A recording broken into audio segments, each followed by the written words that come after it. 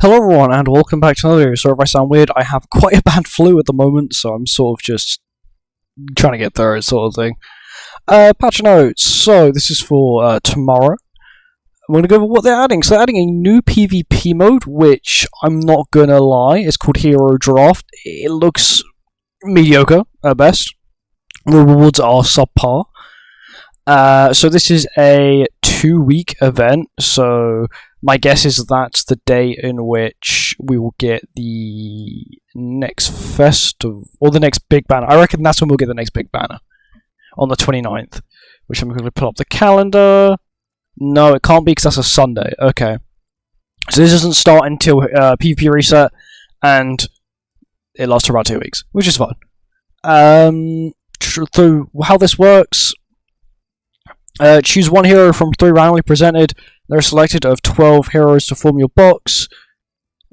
Pick a hero to join, and you can pick one of these heroes. So apparently you can also see characters you do not own, so you can use characters you do not own. The heroes to form your team will change each season. No one really cares. Stats for the heroes including constellation, costumes, artifacts will not be applied to every character has the same stats for everyone. I'm not sure if it's for the gear as well. What I mean is, if I get Benny Morrow and someone else gets Benny Morrow, are they going to have the same stats? But once again, this is a full RNG game mode. Like, someone could get, like, Benny Morrow, and you could get, like, a full team of, like, you could get, like, this team here against Benny Morrow. Benny's going to wipe you. The equipment is set. It's randomly assigned to the hero as well. All players will receive the same equipment stats. Okay, so it's random. That's not the best. You can enter once per day for free. The additional entry fees are consuming one hero draft entry ticket. After each battle, you receive a wildcard, allowing you to replace one hero with a new hero. So basically, you're stuck with your team until you win a match, is what I'm hearing. Which is kind of stupid. Upon reaching 3 defeats, your team formation, battle record, and number of wildcards you hold will reset. The hero draft is unavailable during the calculation period for standard PvP matches. The hero draft ranking will reflect the player's maximum number of victories. The hero draft does not provide separate rankings. You can buy one. I'm not sure this is I'm guessing this is 1 stamina a day. You can buy an extra stamina, so you can get 2 matches a day. I'm guessing. So my guess is. You can claim the cumulative win rewards based on the number of wins you achieved during the hero season. The cumulative rewards once during the season. So, bear in mind this event only lasts for 14 days, and you can only play once a day. Somehow you have to get 15 wins. Unless you can play somehow before reset and then get an extra win in. But that's the only way you're getting 15 wins. And bear in mind, you basically have to win. So you have to get RNG lucky, so you have to get lucky with your characters. You then have to get lucky with the gear. And then you've got to win every game. That is all for 10 diamonds. That's it. 10 diamonds. I would rather upgrade 10 pieces of gear than play that. Because that doesn't seem fun. Because there's only 1 match a day. Victory, based on the amount of victories, your hero draft, repeatedly claim them after each reset. So basically, you can claim these after after you complete these reset. Okay. That's okay, I guess. The rewards are kind of mediocre. This box here, we don't actually know what's in it. They don't actually tell us what's in it, which makes me sort of feel like we'll find out in the next update, whether they add the next like 242 character or whatever. We'll then find out what's already cooking in there. Demonic Beast boosting event. Okay, so they're doing a Demonic Beast boosting event. 50% stamina consumption on all Demonic Beasts. That's pretty useful. Floor 3 drop reward boosted, so you get 2 times the guaranteed reward, so that's from wind sources, river sources, twilight sources, and source of the roots of corruption. So basically, the 4 original demonic beasts, being bird, deer, dogs, and nidhogg, you'll get 2 times the final reward instead of only getting 1. For example, the wind sources, and you can see here. Demonic Beast card artifact boosting, so you get 2 times reward boosting on the Demonic Beast cards, applied to floor 3, following Demonic Beast. So is this only for floor 3? Applied to floor 3 of the following Demonic Beast. Yeah, it's okay, it's only for floor 3. So if you're farming floors 1 and 2, you still have the same rates, but floor 3 will have an increased rates, which is okay. I think this is the first time they've actually done that. In Skull and Hearty, the drop rate is increased for both cards. Yeah, that's sort of what you'd expect, really. I don't know whether they need to state that, but okay. And then just the standard Force Soldier stuff, that's it. I feel like this PvP mode is kind of a letdown, personally. Not only can you only play one match a day, but once again, the team you get is random.